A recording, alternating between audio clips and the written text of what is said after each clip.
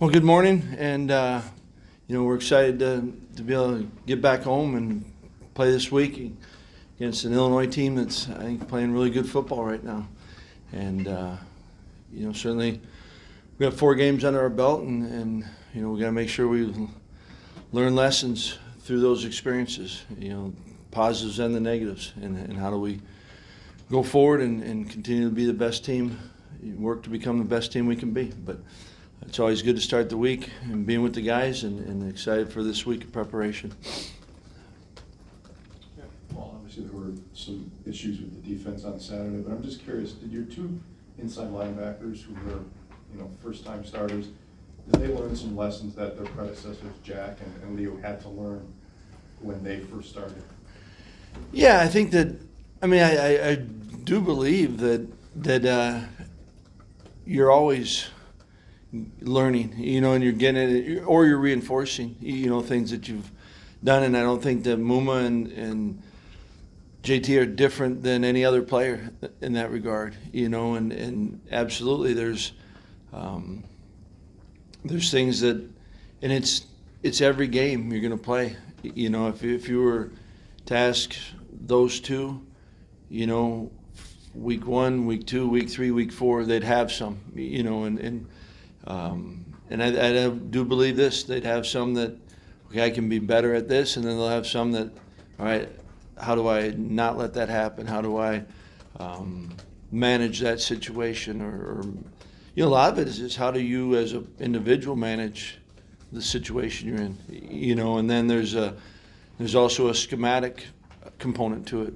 How do I, if I get this, what do I do? I don't care if it's offense or defense, right? There's a reactionary component to it, and there's a kind of big picture talk about playing the game. Can you free yourself up to play the game, and as opposed to thinking it? And you're always going to play your best when you're playing the game, and kind of reacting and trusting your eyes and trusting those around you, and trusting the call, trusting your techniques, and that's easy for a coach to say, when you get in stressful moments or in the course of whatever that may be for a player. That sometimes it's, you look at it, and I think there's some times where guys try to do too much, because they're trying to help, or trying to see something, or they saw it, and I think I can kind of help on this one. And those are all lessons you need to learn, and you can learn, and you gotta take them though. You gotta take the lessons and apply them going forward.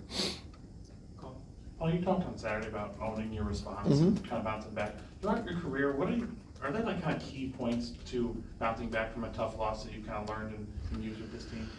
Yeah, I think that you always, it goes back to it's always about the game, and I think you gotta absolutely respect the game, and you appreciate the opportunity to play it,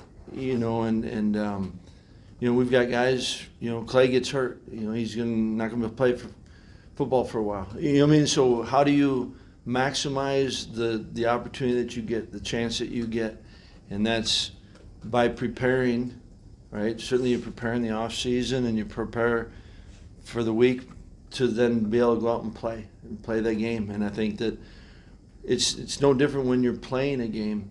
You can't say what happened before. You have to learn from it, whatever that is. But then you got to focus on, and you get to focus on the next play. Because that's all that matters, is how you go forward. And I think it's the same. Therefore, it's the same. And had that approach, if you have a biggest of wins, okay, that was good. It's only good now if you can stack another one together. You get to go play, and they can't take anything away from you, or you can't take it away. If it went well or if it didn't, they can't erase it happened, and that's what I mean by own it, right? And then, all right, then now what do I take from it to help me to maximize the next moment that I get? Paul, I guess a couple things. One, I want to get your thoughts on, after looking at the tape, how you thought Tanner and Trey had held up on the right side of your line. And then just in the big picture of the line, there have been a lot of changes and adjustments that have gone on, and I'm wondering how you think that's affected just the development of that group as a whole. Yeah, I think that It was good to get, for Tanner and Trey, it was 2 weeks ago we're talking about getting some meaningful reps, right? And now you're playing the game, and I thought there was some good points in it, and certainly, and I'm not trying to sound like a broken record, but there's some areas where we gotta be better on this. But I thought they both handled the situation, and honestly, Bort's been in it a little bit more than Trey, but I thought they handled the noise, handled the, going up against good players. That's what's all. We're in the Big Ten now, in conference play, and you're going to see really good players, and we're going to see it this week. And as far as kind of I think you're always wanting, just addressing the part about the O-line as a whole, you're always wanting to play with your best guys and to develop continuity. You are is close to space, and there's not many things an alignment doesn't do that doesn't entail another individual. You look at if it's a run play, typically there's a one or more combination blocks, and if you look at pass protection now, there aren't many times where you're just getting flat up straight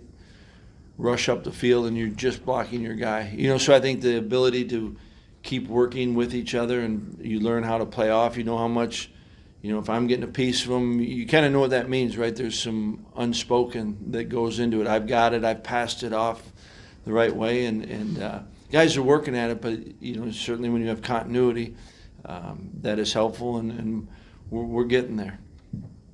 Jason. Well, you obviously played Illinois last year, but Brett's going to be coming back to Camp Randall this time. What are your impressions of the job that he did when he was Wisconsin's coach here a decade ago, and when you worked alongside him? What sort of stands out from that era? Yeah, I was grateful of the opportunity. I'm proud of what those teams were able to accomplish, and as far as working, I enjoyed working with them, and so you look back and you're appreciative of it, and I think what he's done there, and year and a half, it's 2 years, but it's impressive. They're getting, it's a good football team, but if you say specifically, I'm grateful I had that time to be with all the guys who we're with, the coaches and the players. Steve? Just wondering, looks like Clay hasn't been ruled out for the season based on the injury report. Just how soon do you think you can get him back realistically? What's the best case scenario for him? Yeah, it's he's got to go through, there's a lot for me to say right now. I feel, you feel really bad for him. That and it's right. There's no guarantee just because he put all the work and was coming back. I like the way he was playing. Gets hurt again. But for me right now to say what time, that I'd be misspeaking, I'm sure. Paul, looking for the defense, the number of sacks right now it's about 7 through 4 games, and I know there wasn't any last week, but just number of pressures. How do y'all calculate the pressures and whatnot, and how satisfied are you right now with putting pressure on the quarterback, and maybe who else needs to step up besides Nick, who has 4 sacks this year? Yeah, I think that we don't.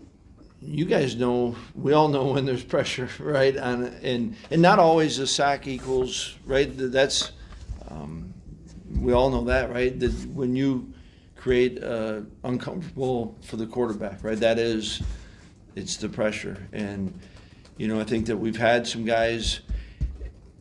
You want more to register than just Nick, right? But I think what's really cool about the game is, there will be a individual that gets the final stat, right? Or maybe there's 2, but so many things have to happen, and so many people are working to create that, and so I think that it comes down to playing.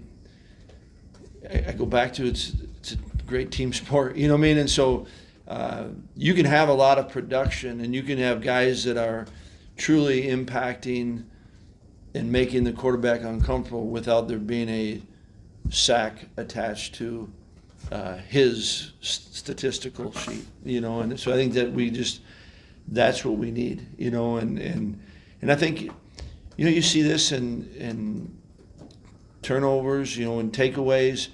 There also is times when they're contagious, right? You know what I mean? You get it, and we got some guys that have been close, and had one the other night, and the quarterback, I thought, did a heck of a job of stepping out of it, and it was CJ, it was Nick, and with another guy in there. You know what I mean? So it's I think when you play this game, that those things, if you play it right, those things will come your way. If you're looking for it, I think that's one thing. I don't know how many times Torch has just said, okay, I'm going to pick it on this play.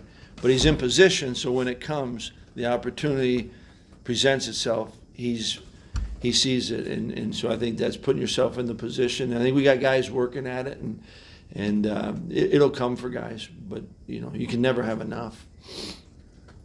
Paul, last year, Illinois offense, they struggled to score, and you guys shut them out, but they made a change at coordinator, brought in a new quarterback. And it looks like he can help them complement what looks to be a pretty good running game. Yeah. From what you've seen on tape, are they an offense that can threaten you more consistently and in multiple ways this year than they were a year ago? I think so, especially what we saw. And I think as the year went, you saw a couple different I think they've kind of settled in on their identity. And certainly I think the back is really good and talented and runs hard and breaks a lot of tackles. And then I think they do a good job of complementing it. And, I think they've got some explosive playmakers outside, certainly. And I think they do a good job of kind of playing off of what they do, the next part of it, so it's to me, it's packaged well, and it forces you to play discipline, but then you also, and I know I say this, but it's true, when it declares, you gotta get hats. I mean, I think they're finding a good rhythm on offense, and you see that on the tape, and that's what we got to prepare for. Paul, play action use is way down this year compared to the last few years. The passing attacks obviously been efficient regardless of that, but what are some of the factors that go into using less play action than over the years? Yeah, I think part of it's just how the games play out a little bit, and kind of what's happening, and are you getting a lot of possessions, and how are you getting your, how you want to distribute the ball, so I think that's probably at the end of the year, I think you got to take a look at everything, but I think that's kind of where it's been right now. Steve? Just wondering, going back to Brett, you had years where you worked with him both as assistants, then you worked on his staff. Just wondering, those years when you were on his staff, what's the biggest thing maybe you kind of learned from that experience that's maybe helped you as a head coach? I mean, I think you're always learning, and he was, he was very open, so it wasn't like any secrets, and so I mean, there's a lot. Yes. Well, Jim's obviously had a lot of success with this defense since he became the coordinator. How do you expect him to respond, and the defense as a whole, from a performance that is largely uncharacteristic of the way they've performed for years and years? Yeah, I don't have any question or hesitation, and absolutely it'll be a good response. Sure. We'll talk to Jim obviously tomorrow, but you talk about Illinois' ability to play tackles, their tailback. Did you see a lot of missed tackle opportunities Saturday against Ohio State when you looked at the tape? Yeah, I think when you look at it, I mean, we had some opportunities to, make an open field tackle, and we missed, some, and I think that's certainly one thing that, you're always, we had them before that too, you know what I mean? So it's not like it just all of a sudden showed up, right? But that's something that, you're always working on, and got to continue, right? We're not where we want to be across the board, and again, we'll get, like when you watch the film of them, and not just the running back. I mean, the receivers do a good job. I think receivers do a good job of, kind of running with purpose, and so that's always a big part of it, right? Wherever and that's the game. When especially the teams that are going to spread you out a little bit. And when the ball does declare, yeah, we want to make the one-on-one tackle, but we got to get hats to the ball because you're facing against, you're playing good players. You know what I mean? And they're capable of doing that. And so certainly we've got to continue to keep working it. Time for one more call. Paul, Graham spoke a couple of times about how him and the receivers are keeping each other accountable, especially when there are mistakes. And it's you've seen some heated arguments on the sideline here and there. Do you like that as a coach, that it's kind of immediate, or would you prefer that be less public? I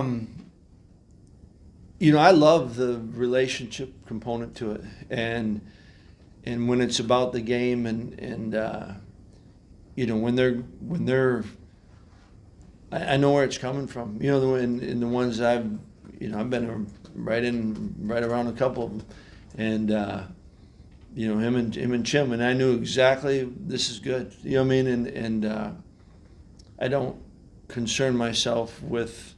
I like what they're doing, and I like the way there's a lot of time that's been invested in each other so that they can have those conversations. And there's not one, in my opinion, there's not one question of where they're coming from, and what's driving it. And so that part, when you have that, then I think it becomes, the best fights I ever got into were with my brothers and my best friend. You know what I mean?